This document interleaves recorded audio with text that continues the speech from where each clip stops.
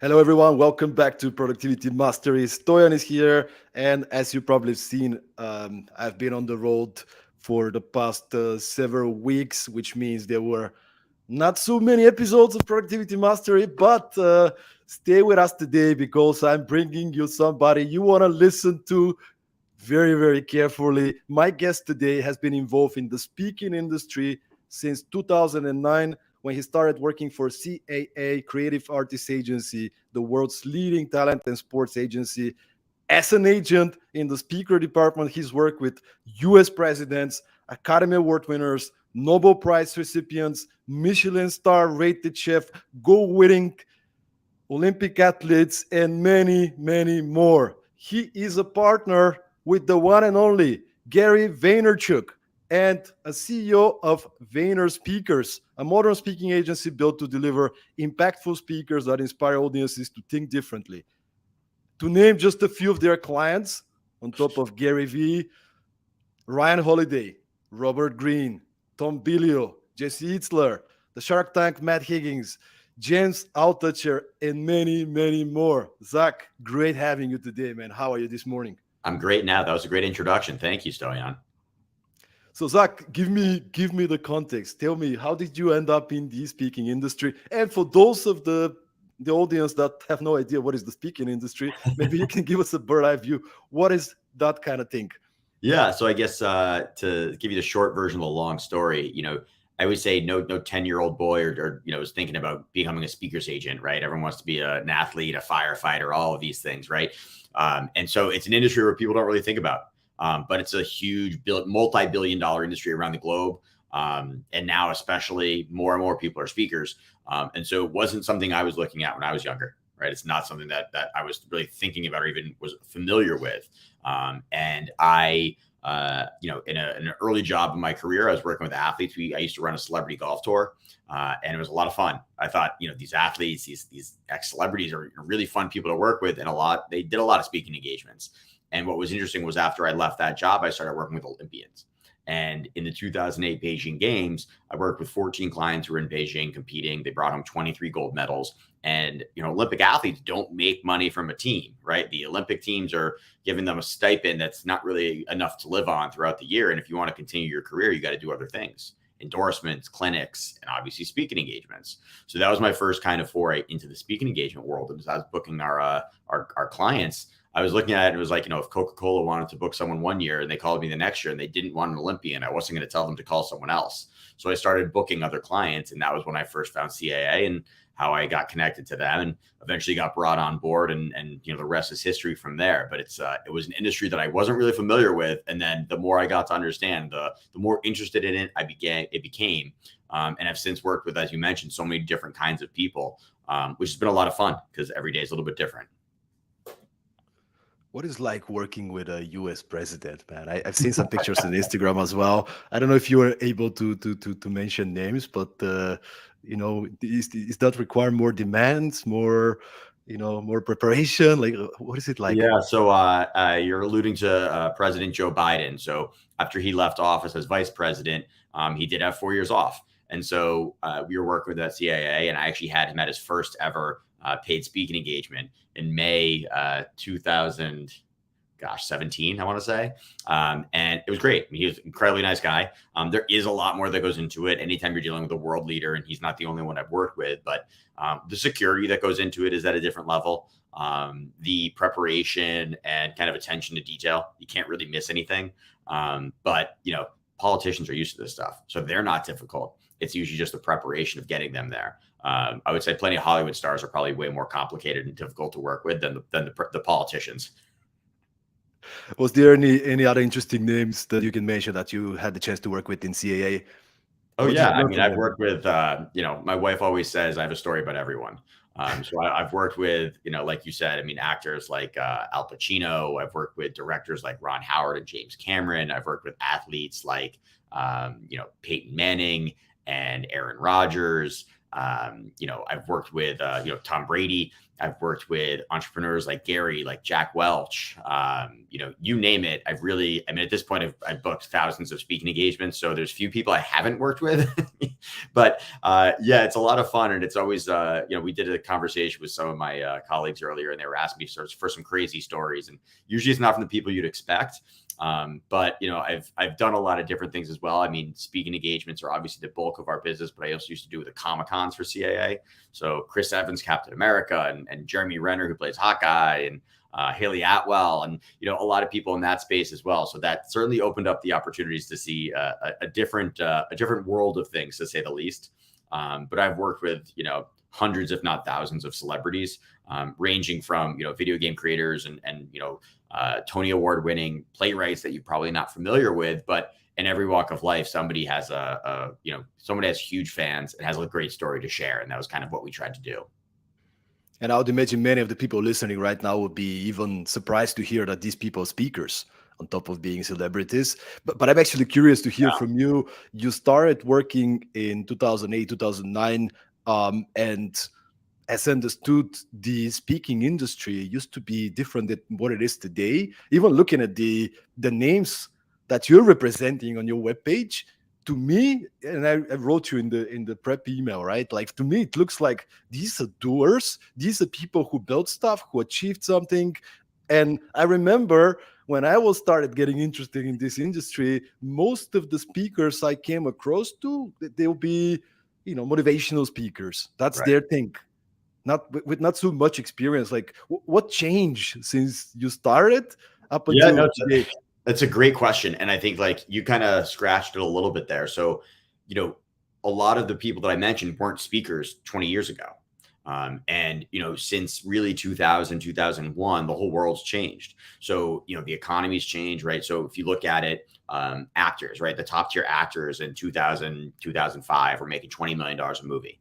Well, they're not making $20 million a movie anymore. So now they're trying to subsidize their expenses and subsidize their earnings by doing other things. And so speaking engagements are an obvious place to do that. The industry itself, I mean, inflation, et cetera, but it used to be, former presidents, Bill Clinton would make $200,000 for a speech. And that was like top of the industry.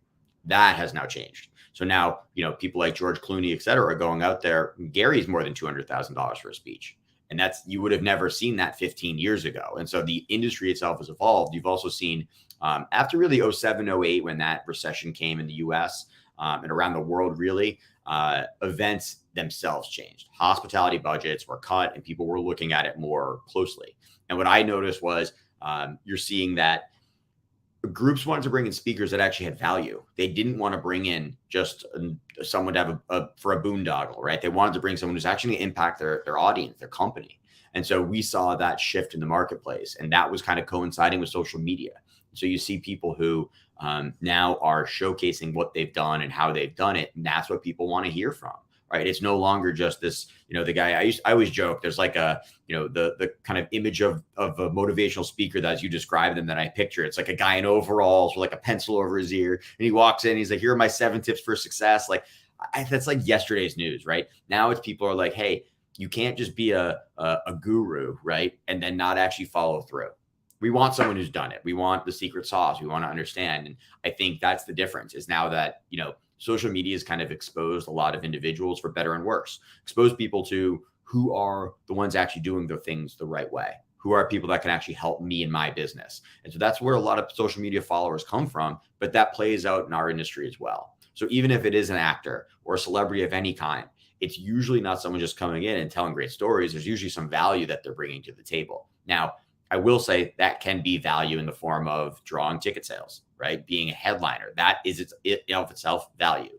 But if you're going to bring in some, ex-quarterback or some business person, it's got to be someone who's been successful, not someone who, gone bankrupt 3 times and has never done anything with their life, right? People want to hear from someone that they can aspire to be and that they wouldn't ordinarily have a chance to understand from. So the industry has evolved. There's more events than ever before. There's more speakers than ever before. And that also creates competition.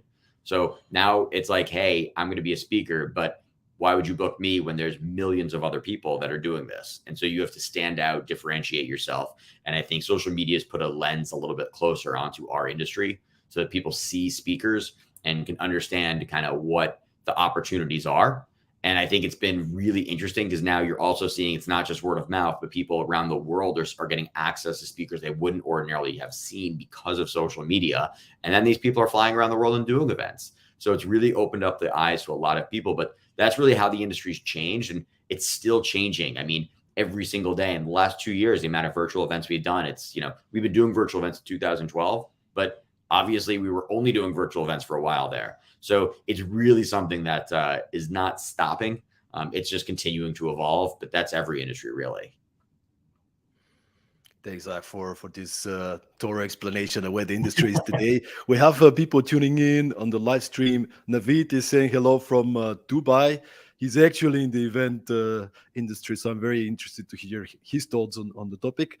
But 2018, if I'm saying it correct, you guys started VaynerSpeakers. That's When correct. did you meet Gary Vaynerchuk? When did you guys develop this relationship, and how did the idea come to, hey, let's build a agency and disrupt the industry?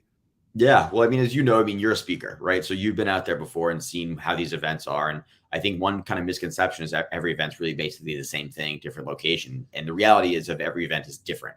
So Gary and I first met, he was a client at CAA when I started there, but this was 2009. He wasn't the Gary you know today, right? He didn't have 10 million social media, 10 million Instagram followers alone, right? So he started at Vayner or at CAA, and he was someone originally that wasn't booking a lot of speeches.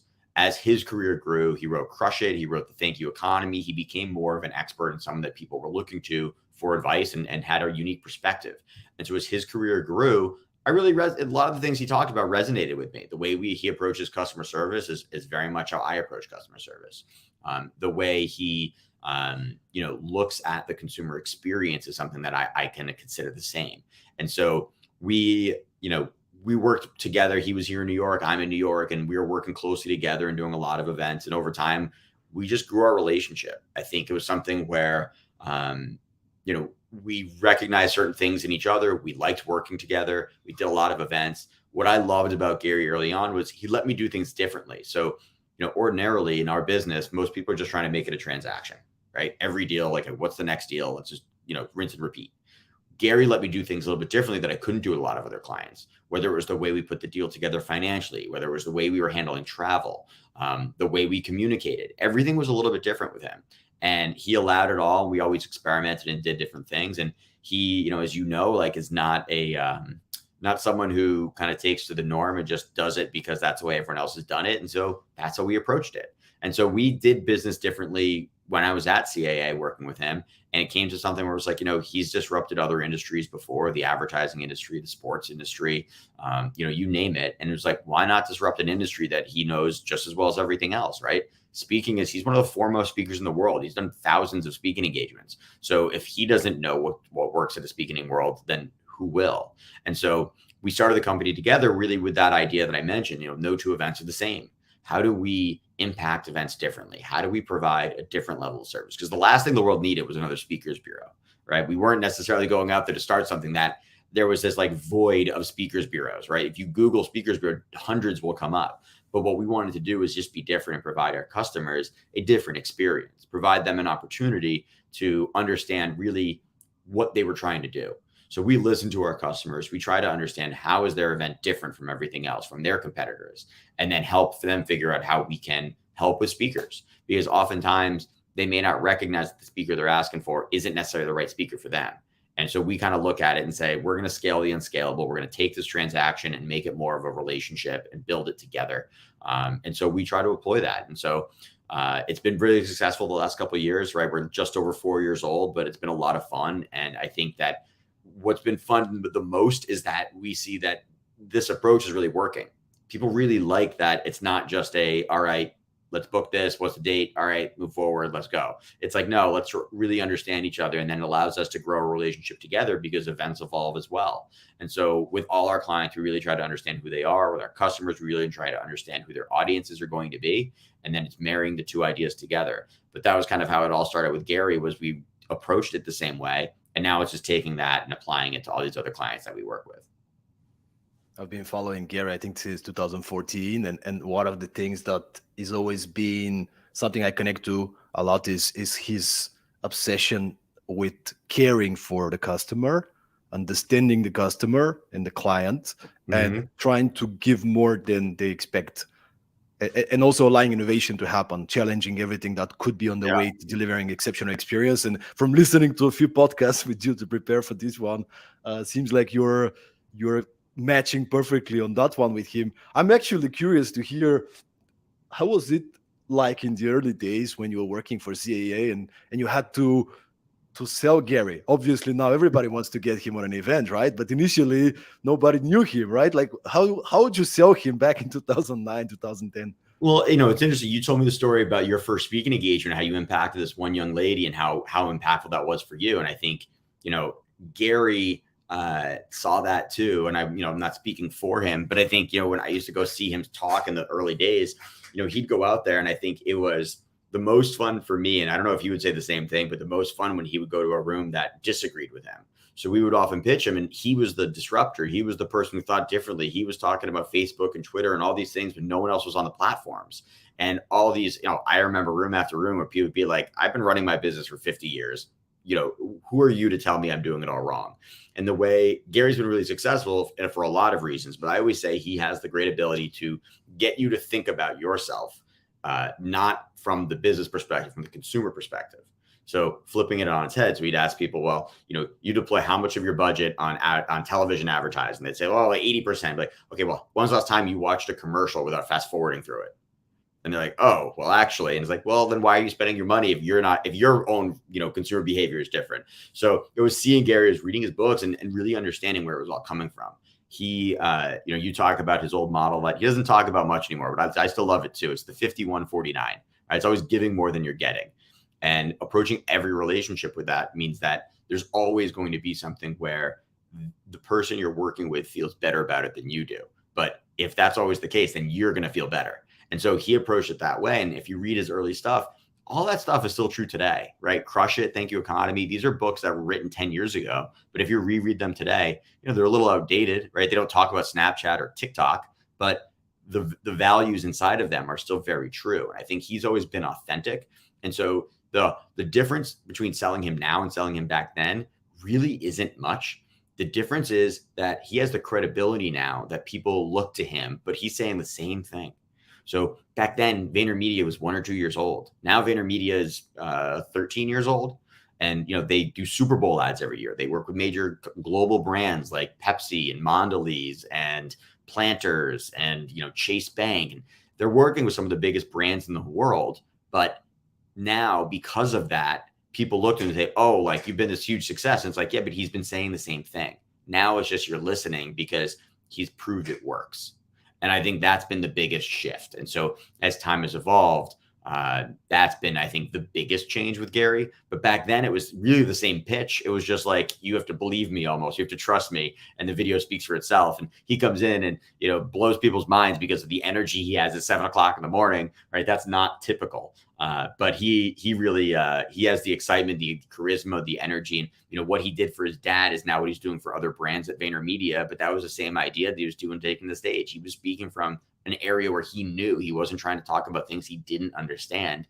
And when he got on stage, you couldn't really argue with him because everything he said was true. And it was just now that he has the credibility of doing it for 20 years now, it's hard to argue with the success. Right, and now he goes around and posts all these old videos, and I told you, like, which is, I think the first thing that the first piece of content I ever watched with Gary, and I was like, there's something about this guy, was, I don't know if you remember, I think he did a keynote for some platform called U99, Mm-hmm. and that was the first time somebody was talking about every single social media is a different room. You gotta create content for the platform because it might be the same person in a different platform, but they have a different mindset. And for me, it was like, there's something about this guy, And then I started following and met him 2017 in Copenhagen. There was an event called Elevate. And it was actually really bad because there was a Q&A session where you can post your question with your phone. And I did, but then I went to the bathroom because it was a long queue, right? It was my turn to ask the question, and I wasn't in the room, but I watched the recording, and he actually answered it, and it was really, really cool. Keep following. I mean, he's a legend. So many lives have been changed, but it's also interesting because he's getting increasingly more and more busy. I mean, he's everywhere, right? And I wonder, how do you manage to kind of get his attention? I mean, he's having so many ventures. He's having his personal brand. He's speaking. You said that more than 100 times a year. How do you guys like? Do you have these short calls, or like how do you manage to align and work with him so you can be on the same page? This is a great question. I mean, I think, you're the productivity expert, so I'll let you let me know whether I'm doing it right. But I think, I always believe in organic communication. So you can't really force a system into place. You got to kind of figure out what works for you. And, Gary and I have now known each other for, gosh, over 13 years. So we have a relationship. We have a great back and forth. He also doesn't do it alone, and neither do I. So he has a team of admins. He has, multiple people that serve as a chief of staff. He has great C-level executives across the Vayner portfolio. So there's, he, empowers people to make decisions in certain areas. Now he makes decisions for himself. So every time he goes out and speaks, he decides he wants to. But his team around him kind of put him in a position where he can make those decisions much easier. So, we text constantly. He loves audio messages, but we're always going back and forth, calling each other, FaceTiming, whatever it might be. I give him a ton of credit because when I first started working at VaynerSpeakers, we started the company in October 2018, and I'll never forget, like, my first day, he didn't even have a computer in his office. He was only working off his phone. So that's changed since the pandemic because of all the video calls that he's doing now. But he would literally be working on his phone. And so if you think about that, it doesn't matter if he's in his office, walking to the elevator, in the car, he can always be working. So he's very productive and he doesn't waste time. So, everyone thinks they're very productive until they really look back and look at their screen time and how much time are they playing a game or watching a movie or, doing these things. Now, he has softened a little bit, but he's also still very, entertainment for him is doing work. So he's very productive, and I give him a ton of credit because he doesn't waste his time. So when he is walking to the elevator, if he's not working, if he has downtime, he's looking at his DMs. He's looking at the comments on a social post. He's, reaching out to someone else that he hasn't spoken to in a while. He's always doing that kind of thing. And he has his own cheats to kind of, I don't want to say hack the system, but be as productive as possible. There's a lot of typos in his texts, but you understand what he's saying. And, I always kind of love it. It's like, if you need Gary, he's there for you. And that's really the guy. People don't recognize it, but he's like the nicest guy in the world. They think it's all this kind of like ploy. I told him it's kind of like Ted Lasso. Like, it's hard to believe you're this nice. And, with all the stuff he has going on, he's stretched so thin. But if I ever call him, I was like, hey, I need your help with this thing. He'll drop everything and help, because that's just the guy he is. So I think it's one of those things where you have to kind of figure out how you use him. And I think that everyone at the Vayner companies does it differently. And so that's almost a testament to him, because it's not like we're all trained to operate the same way. He's almost trained to work with all of us differently. And so I've been with him 13 years. There are some people who started companies with him a year ago, right? There are some executives who have been with us 5 years. So it's always going to be a little bit different, but he is always the same. And it's something where, again, he's the same guy he was 10 years ago. It's just like the world around us has changed. And so it's been a lot of fun to watch that. But I always, time, money, all of these things don't make people different. It just makes you more of the person you are. So now he's just figured out, how do I be more of the person I am to more people and more businesses, and the Vayner companies now are over 2,000 people. We have offices all over the world. And so it's a really interesting approach, but it's something that works because he really, back to that 51-49, he's always trying to give more than he's getting. And so it's something where he wants to make sure that everything he's doing is to an end that has value for other people.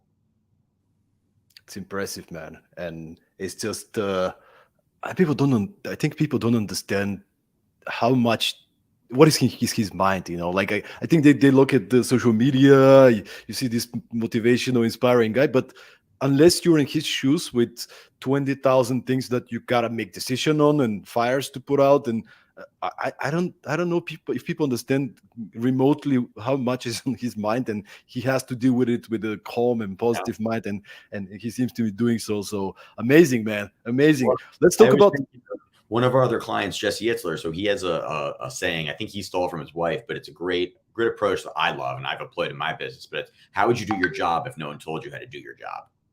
Right? If you didn't have this like textbook of like, this is the way that this is done, how would you do it? Gary doesn't bother asking how anyone else does it, Gary's just like, this makes sense for me. And if it works, great. If it doesn't work, we'll figure out another way to do it. But so going into it with that line of thinking allows you to kind of frame everything differently. And so from starting the business to the way he hires people to the way he manages them, it's always like what makes the most sense, not what's the way it's done.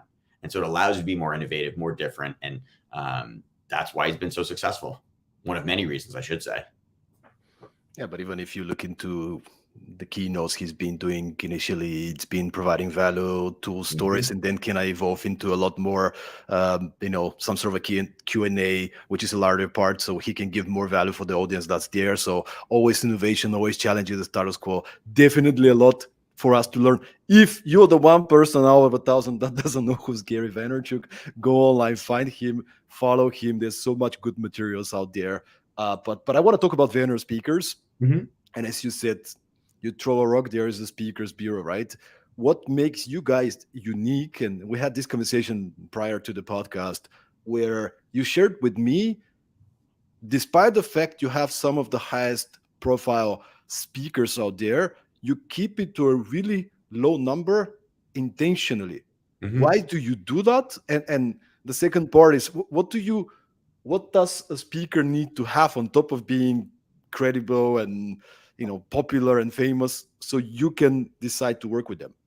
It's a great question. So we have 22 clients and we are intentionally small. We've probably turned down 1,000 if not 2,000 speakers that want to work with us. We are intentionally small. I mean, look, we've only been around 4 years. We certainly could be much larger, but the ideas we apply, I mentioned before, no two events are the same. We try to be bespoke. We want to understand what our speakers want. We want to have a strategy for them. We want to understand what the events want. We want to have a strategy for them. You can't really do that if you're working with thousands of speakers. The bureaus out there that represent hundreds of people, you call them up, they don't know their clients, right? I know my clients. I know my clients' kids' names. I know what they want to talk about. I know what they don't want to talk about. So you can't really have that relationship if you're working with such a large number of people. So we're really trying to scale this, but do so intentionally and scale it in a way that makes sense for us, but also makes sense for our clients. We want to be able to apply the same customer service mentality, the same approaches to everything that we do, but do so in a way that makes sense, in a way that we can scale it. And you can't do that if you're just like, hey, let's just take anyone under the sun. So when you say, like, what does it take to be a speaker with us? We don't really have a set of rules where you have to hit these benchmarks and do these things, right? I often think, like, if you see a good speaker, whether or not there's business for them. Sometimes, there's two pieces of it, right? There's the style, like how they are on stage, their charisma, and then there's what they're talking about, the actual content. And those two things have to be married, and they also have to be very authentic. And I think a lot of people, just tell a story like, this is my life, start to finish. And it's like, that's not really going to be that exciting. And so it's finding unique individuals that have a great message, have a market, and then an agent isn't always necessary. I often tell people, like, some of the biggest speakers in the world, Seth Godin, Magic Johnson, these guys don't have agents. You don't need an agent to be successful, but certain people, it's like there's an opportunity that an agent can provide. We have knowledge, we have information, and we have experience to know how to best manage what to say yes to, what to say no to, how to approach something, when to tweak things, whether it's your pricing, whether it's your topics, your themes, all of these things. And so we really apply all of that to all the speakers we work with, and we're lucky to work with such great speakers. It's not, a coincidence, but it's also something where we don't take credit for the success they've had. We just try to help them get to where they want to be. And speakers too often have different motivations. Some it's financial, some it's business development, some it's ego, right? Everyone wants to get out there for different reasons. Some just like being on stage, right? With Gary, like, during the pandemic, I was like, he must be dying. It's like, a piece of fruit shriveling in the sun. And I think that he just loves being on stage. But so there's always different opportunities and reasons to be out there. And we try to understand that with each individual person. And I think that we would be worse at our jobs if we just took on any client, because then we're just taking people on and we're not learning who they are. And then all of our clients are suffering. So we really try to apply it to the same concept to every single one of our clients, know who they are, know how we're going to be successful, and figure out a strategy that's going to be able to be positive for them and for the consumer. And so we're always looking at new clients, but we're rarely signing them because unless we can over deliver for someone, we don't want to take them on and fail. We don't want to take them on and be unhappy that we did. So we are always kind of looking for new folks, but we're not just taking anyone on for the sake of it. Did you have to turn down any, let's say, super credible, famous person? You don't have to say the name, but did you have a situation that somebody wanted to work with you, but for one or another reason you had to say no? Yeah, I mean, look, I'll also say there are people that throughout my career, there are people who I was like, I don't think they're going to be that successful, and they've gone on to be very successful, right? Some of them we still wound up working with, others we didn't. So I'm not always the best judge, and I have no problem in admitting that. But there are plenty of celebrities, if you will, plenty of people who are well-known personalities that we've said no to for one reason or another. Because sometimes too, just because you're a name doesn't mean you're a great speaker. Just because you're a great speaker doesn't mean you have a name. So, these things are not necessarily connected. And, I always, give it the mom test is what I call it. Basically, my mom, a middle-aged woman, living in suburbia in America here, does she know who this person is? And it's like, no. It's like, okay, so is that a good thing or a bad thing? Right? Because sometimes, like, look, take, for example, you mentioned Gary, right? I always joke he's the biggest celebrity you've never heard of. But if you're not on social media, you maybe don't know who Gary is. Simon Sinek, right? One of like the foremost speakers out there as well. A lot of people don't know who he is. He's not necessarily a household name, but if you know who he is, you love him. And so in our industry, it's very different. So we often will turn people down, and it's not just because we don't like them, but sometimes it's like, hey, you may be a name, but you have nothing to talk about. There's no story here. There's no message. Like, what am I selling? And so oftentimes it's like, if you want to be just built off your name, you got to be a huge name, not just another name. So we're very cautious about that, but we want to work with people we want to work with. So it's a two-way street for sure.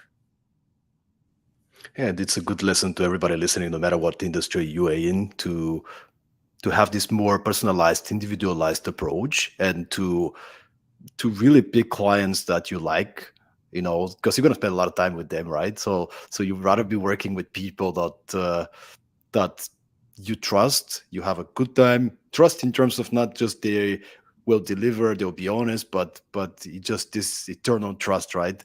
And yeah, to that point, I will say, like, we have a client we just signed recently, Will Guidara, phenomenal speaker. He comes to the hospitality industry. He ran the #1 restaurant in the world. He has a saying that I love, we've been stealing lately. It's called, one size fits one, right? And it's like, a lot of businesses these days are scaling, especially tech businesses, where it's like, all right, this is what we do, and this is the way everyone else wants to do it. We try to approach it where it's like, no, one size fits one. So we have some clients where they want offers via text message. Some clients want them via email. Some clients want to ask this information. Other clients want calls for every event. Some clients never want to get on the phone before an event. So it's like everyone is a little bit individualized, and they appreciate when you treat them as an individual. And I think you're right. Regardless of the industry you're in, if you approach it with that same vision, if you try to really figure out what your customer is, what they're looking for, how you can give that to them in a way that is for them and not for their competition or for the next customer you talk to, they'll feel that and appreciate that you actually care and are not just trying to, be a cookie cutter, do the same thing for everyone, and just keep going and do as many as you can. I listened to another podcast you did previously, and you guys, you and the host, were talking about this comparison between, trying to explain who you are. Like I'm a big fan of Entourage, and you were using the Airy Gold as I'm the Airy Gold, but maybe a little bit nicer, right?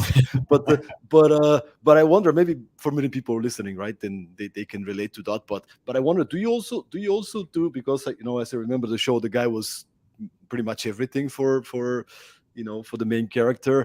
Do you also, are you also this, is that part of your role to, I don't know, advise the client you gotta go and do voice coaching, or the way, like, here's a speech writer, you can get the services of that will help you to structure your speech. This client, what, like, are you also serving as this kind of a person that is an advisor? That's what I was saying. One size fits one. I think different clients come to us for different things. So we have expertise. Our #1 expertise is obviously in speaking, but I've done deals and endorsements, right? I know the books world very well. I know a lot of these other areas. And so I also am not shy about saying like, hey, I'm not going to be the best person to negotiate this deal for you. Let me connect you with someone who is. So we are a speakers bureau first and foremost, but some of our clients do ask us for help in different areas, and we're happy to help if we can. And also happy to step out of the way when we know we're leaning too far ahead on our skis. So we are not everything for everyone, but we're anything for anyone.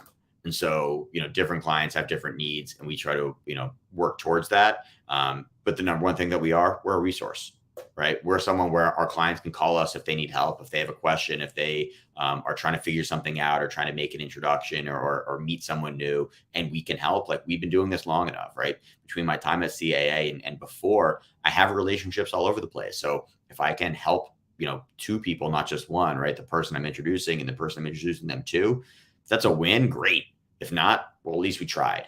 And so we try to be as much as we can for everyone, but everyone does have their different needs, right? So, take like Ryan Holiday and Robert Greene. They both have, written between them probably 20, 25 books, right? Millions of copies around the world. We're not handling their books, right? They've been writing books since before we started the company. So we don't need to get in the middle of a business that's already really successful. That's not probably going to be efficient for them. And then likewise, there are clients that we have, Matt Higgins, one of our clients, his book is coming out in February. We didn't do the book deal, but we're helping him, guiding him, and giving him suggestions for how to make it as successful as possible. So we really are focused on those type of activities where's the knowledge that we do have that can help our clients. And if they ask us questions and we don't have the answers, can we connect them with someone who does, based on the people that we've worked with and the things that we've done in the past. So we know what we are, we know what we're not. It's a great thing that you guys are doing. And it's a win-win-win, right? Like that's just who you are. It's just the right thing to do. But Correct. then when clients are growing and been building, of course, somewhere down the line, eventually something karma is going to pay off, right? Like, or not karma, but the practical thing. Yeah, that's a Gary thing too. It's right. It's like, don't worry about what you're getting out of it. If it's the right thing to do and you can do it, do it. And I think that I've always approached it the same way, right? I had a customer who once said to me, I offer free consulting. And I was like, I don't really think of it as free consulting. I want your event to be successful so that you're happy, so that my client's happy. And so it's like, I approach everything with that, right? Whether it's, family, friends, work, I want to make sure that if there's something I can do for someone, there's no reason I shouldn't be doing it for them other than I'm lazy, right? So if I can help someone, I'm all for it. So Zach, I've been speaking to many events, especially lately, and often as a speaker, event producer, conference organizers, they'll reach out to me and they'll be like, we need speakers. Can you recommend some speakers to me?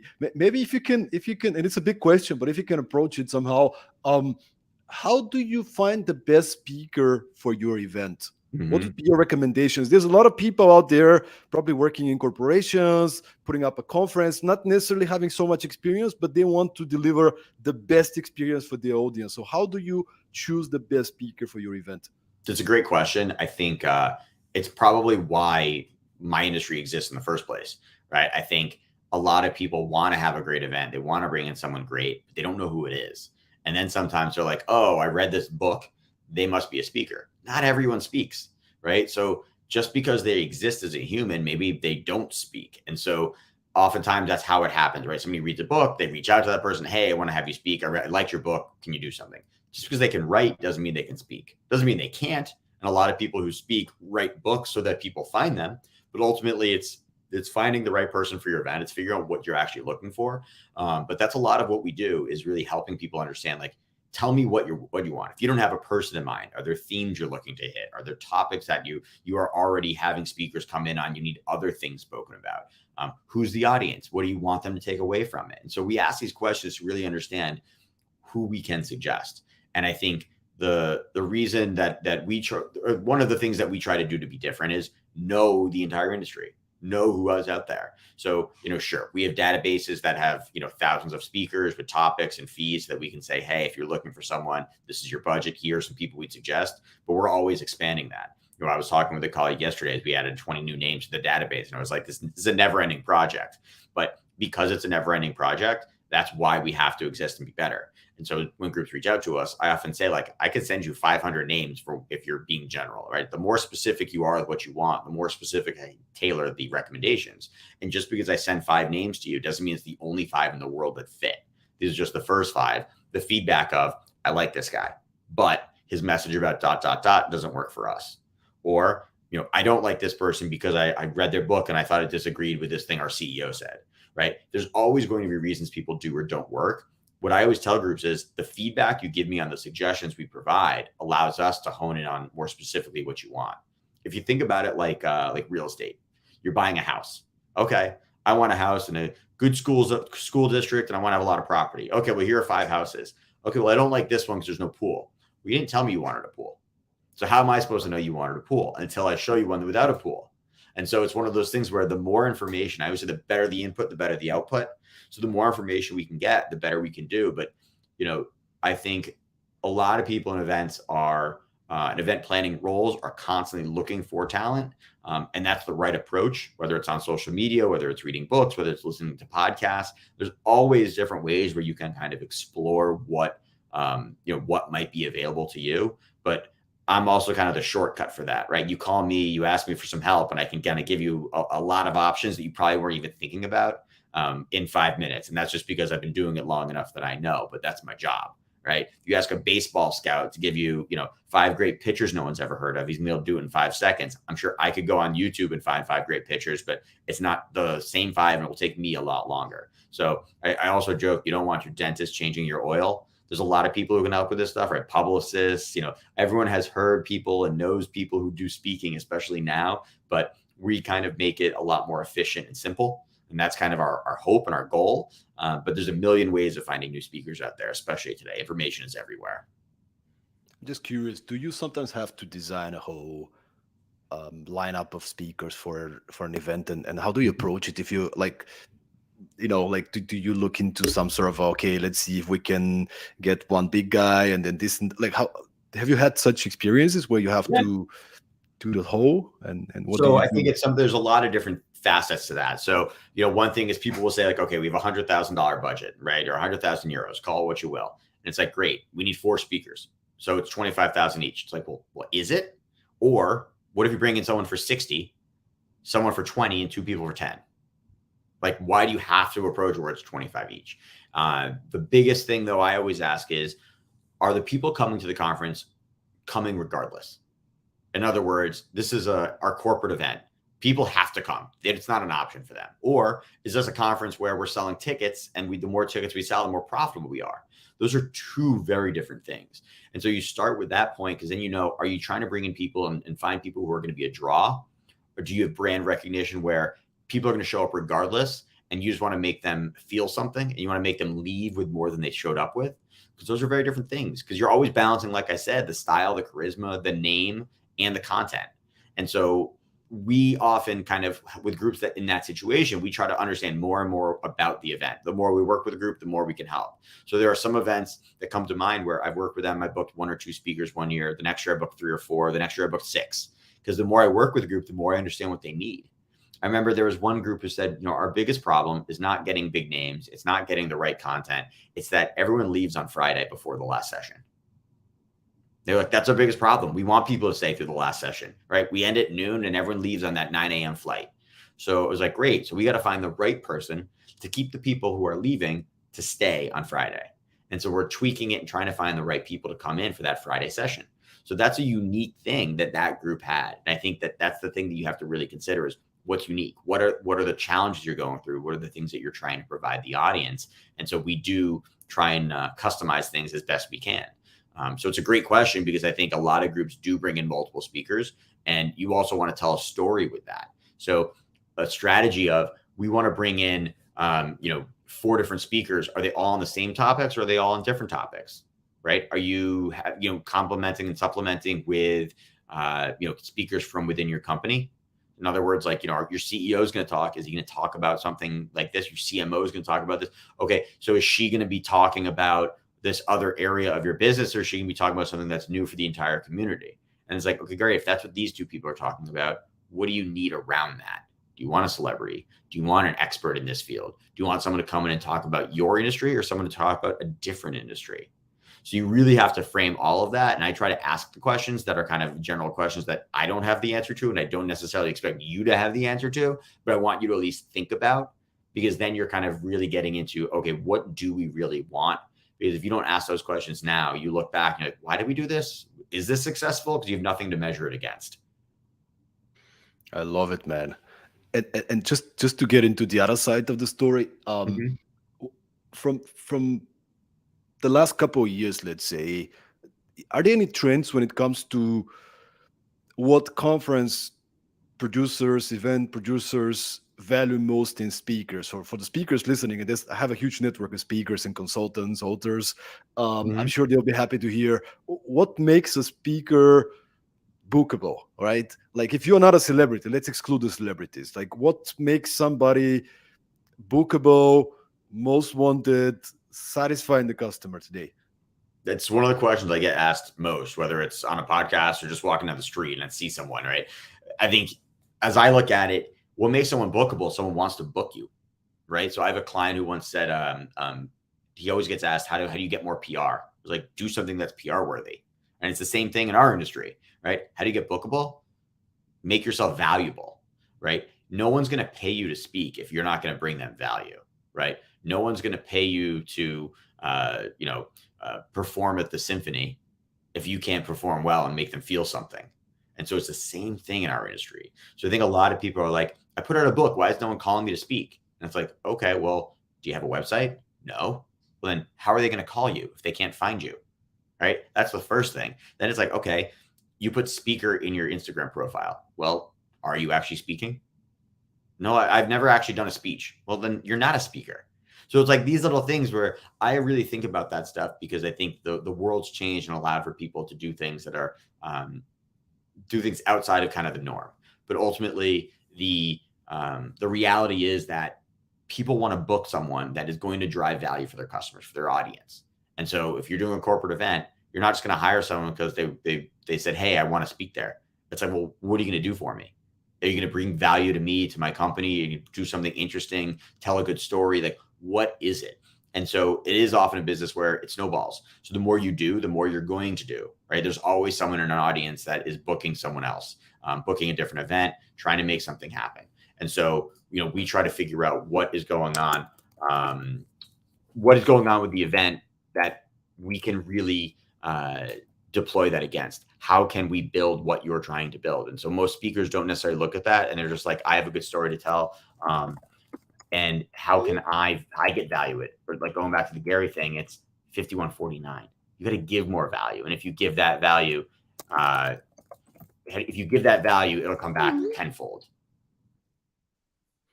Yeah, I'm actually curious to dig deeper into that one. Like in terms of giving value, you already mentioned some of them, like, giving up from coming up with this mindset. Um, we have actually a question connected to that from Andre, who's asking, what's Mhm. the role of storytelling incorporated in speeches? Like, can you see some specific tendencies in terms of the way a speech is being structured? Let's say the speaker has been booked already, but what what do customers value? Let's think about corporate customers in terms of the way the speech is delivered, or it actually really depends on the style of the speaker. If you look at Gary, we're coming back to Gary, right? Like his speech is a lot more um, unstructured, right? Like he's just into it, and it provides a lot of value. But is there any specific things you see as trends that speakers can get inspired and emphasize more of?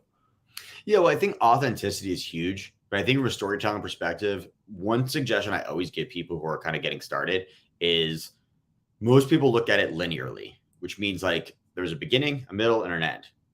And it's like that doesn't necessarily have to be the case. You can tell a story out of sync. You have a movie background, right? Oftentimes movies start not at the beginning. They start somewhere else because that becomes more dramatic, more interesting. It's a more interesting conversation. So I think something where from a storytelling perspective, you have to be able to capture attention. So just like a film or a movie, you need to have the audience want more, be interested in what you're saying.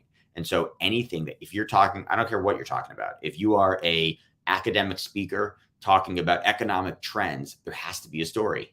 You have to be able to say, this is what's going on and kind of showcasing. And so I think it's really important to find your own storytelling methods, right? In terms of what's authentic to you, but it has to be interesting. And you can't be interesting without a story, without figuring out what's going to be, valuable to the audience is being entertained. The best speakers make people laugh, make people cry, but give them something to walk away with that was different from when they showed up. And so if you're a great storyteller, I mean, look, there are great speakers out there who don't do much other than storytelling, and that's fine because I think people still enjoy it.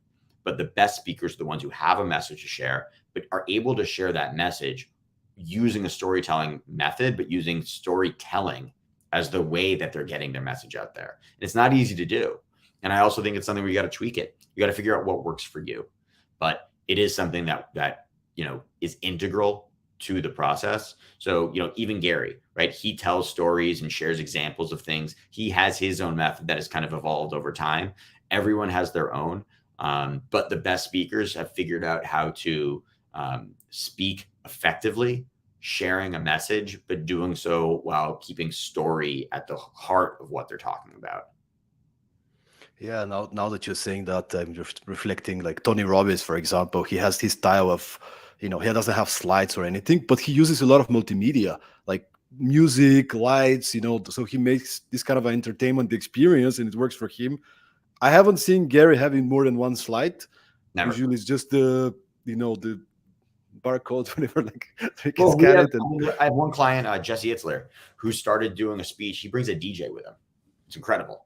And it's like you mentioned, Tony Robbins, like this is, it's on steroids, right? He has someone coming. So he tells a story about New York and you hear New York playing in the background.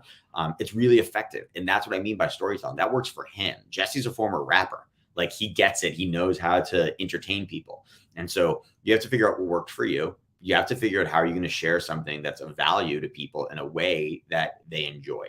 And so it doesn't work for everyone, right? You can't go out there with a DJ and expect to do this if you don't have big charisma and enthusiasm. That's what Jesse leaves the stage sweating, right? We have other clients who are more, even keeled. Ryan Holiday, even keeled. He's not this big boisterous personality, right? But he does use slides, and it's the content that drives the conversation. Scott Stratton, right? He is someone who uses a lot of slides, a lot of humor. And so the slides actually accentuate what he's talking about. Everyone is different. You don't need to do it the way anyone else does it. You need to do it the way that makes sense for you. So I love going back to Gary. He wrote in Crush It. He wrote his first book. Was like, well, if you are a great writer, then write. Don't try to be like me and be on a vlog, right? If you are really comfortable audio but not video, then do a podcast, right? If you're really comfortable in one medium, stick to that medium that works for you. Don't try to be something you're not. And I think people see someone on stage like, well, that was really successful, so I'm going to do it that way. May not work for you. We had a college football coach. I won't use his name, but he's a good speaker, good orator, but he would forget where he was in the middle of a speech. And so we suggested, well, let's put some slides up there. Not really that you're going to have to worry about, but it's just going to be a picture. So we would literally use 3 or 4 pictures, and that would be it. And because of that, he would be able to get from A to B to C. And so it was really just a place for him to be able to refer to and say, oh, now I got to tell this story about this player I worked with. And so it allows him to kind of understand it. So there are tricks to it, but if you don't do it in a way that's authentic and useful for you, then it's not going to be authentic and useful for the audience. I'm so happy you're sharing that, because I remember 10 years ago, 15 years ago, the knowledge about how you should construct the speech was more like, you follow these motivational speaker guys that tell you, yeah, you don't need to have slides because then people are distracted, or you have to do it this way. It's like, no, maybe it works for this guy. I mean, there's this exceptional speaker, Eric Admits. He's an exceptional storyteller. The way he structured his speeches is he's creating story maps. So he makes maps literally he puts them on the stage sometimes, and he knows my speech is these 5 stories or 3 stories. I have the point, and I have no slides, maybe a little bit of flip chart. I personally, I'm a movie producer, right? So I construct my speeches as a screenplay. I mean, I'm a producer, so I'll first put it into kind of a spreadsheet, like just chunk it down, and then I try to make it more fun with visuals, some musical elements, whatever. But I need my slides so I can be me, and I can add some multimedia and pictures and things. And a couple of weeks ago, I was in Istanbul. There was a guy that the whole speech was GIFs, the whole speech. And it was super cool because he's this explosive, quirky guy. He came out with this costume that's a lot of colors, So that really worked for him, right? So those of you listening, coaches, speakers, authors, or anybody who needs to speak, you don't need to follow anybody. You got to follow you. Who are you? And how do you show up with your best self? Yeah, I could not agree with that more. I think you see so many speakers out there that are trying to be someone they're not, and audiences see right through that. You got to be authentic, and so you got to do what works for you. I also think people are trying new things is great. I think there's more technology than ever before. There's more opportunity to do things differently, and you gotta try and figure stuff out. You got to experiment and see what you can do to be unique and different. Because to your point, there are other people doing it. There are people that's disrupting the industry already. So if you don't do it, someone's going to do it to you and not wait for you to be different already. One of the things that I do in on that point, and I think it's a brilliant, is once in a while get a unpaid speaking gig. Let's say it's a college, it's a nonprofit, and for me this is the experimentation opportunity. Okay, they Mm-hmm. get me for no fee, but then okay, let me try to put a lot of gifs and play it on with the presentation. Let me do no slides presentation and see how the audience will react, right? So you can actually use some of these opportunities for you to experiment and see if something works, and if it does, or the new stories, the new jokes, the new method. So that could be something you might actually want to do as well. That, and I always tell groups too, or tell speakers, every time you're out there is a focus group for your next speech. So if you're getting the same questions in the Q&A, right? If you're doing Q&A after your speech and you say 3 out of the 4 speeches you gave this year, you heard the same question. Well, figure out how to incorporate that into your speech, because people obviously want to hear about it. You're leading them there anyways. You might as well share it with them early and then see what happens next. And it just gives you more content to play with and figure out. And so, as I said, not every event's the same. So you got some events where, I see my dog's joined us here, where not every event's the same. So some events are 30-minute speech, and others are 45, and some are 20 minutes. And so you have to figure out, how can I tailor my conversation, my topics to make sense for them for that period of time. So it's not always going to be the same thing every single time. It's going to be more different. And so I think it's understanding kind of what the differentiation is, and understanding how you can play with your own style, and get creative. Try something new. Do a different joke, a different opening, the same opening in a different second section, right? I think of speeches, and everyone does it differently, but I think of it as blocks. So you have A, B, C, D, E, and maybe this one you're using A, D, and E. And the next time you're going to be B, C, and D, right? You can kind of play around with it a little bit until you figure out what works for you. And then when you get there, hey, I have these great stories. I know how long they're going to be, and I know what I can share that's going to be most valuable and how I can connect the dots. And so that's really where I think a lot of speakers wind up being very successful. It's kind of taking that approach. But again, no one is going to be you. You have to figure out what works for you. And we have a great question from Zoltan Vari. Final question for today. So, Zach, we have 3 minutes. The question is, I guess many people want to know the answer. How do you recommend that you set your price for paid speaking gigs? Well, it's one of the questions that also get asked quite a bit. There's no singular approach. The reality is, it's the value of your time, right? If you are not doing any paid speaking, well, then you shouldn't be charging. Until someone offers to pay you or asks how much you charge, you'll never know. And so it's, what does it cost for you, right? What if you have, plans, right? I always look at things where, do you have personal plans? Do you have professional plans? Do you have something else you would be doing otherwise? Well, if you're not doing that, can you afford to be doing a speaking engagement? And so what would it cost to get you to afford to be able to do that? So if you're flying to London for an event, how much time is that out of the day? Is that 1 day? Is that 2? Is that 3 days because of travel?